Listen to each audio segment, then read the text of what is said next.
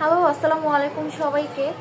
এবং এই নতুন বাংলাদেশের নতুন প্রজন্ম নতুনভাবে স্বাধীনতা পেয়ে এই 24 জেনারেশনের যারা আছেন, 24-এ যারা আছেন, তাদের এই স্বাধীনতাটা কেমন লাগছে আপনারা অবশ্যই মতামত জানাবেন। এবং আমার তো ভীষণ ভালো লাগছে।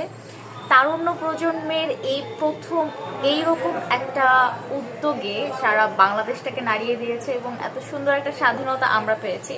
অবশ্যই আমরা কেউ 71-এর স্বাধীনতা দেখিনি।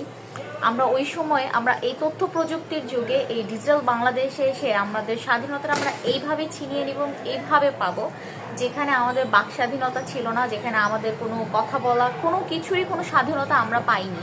সো জাস্ট আমরা মুখেই স্বাধীন এবং মুখেই আমরা স্বাধীনতা দিবসগুলো পালন করতাম যে, কিন্তু এখন আমরা একদম মানে ব্যক্তিগতভাবে স্বাধীন এবং আমরা আমাদের স্বাধীন দেশটাকে খুব সুন্দরভাবে সাজাতে চাই।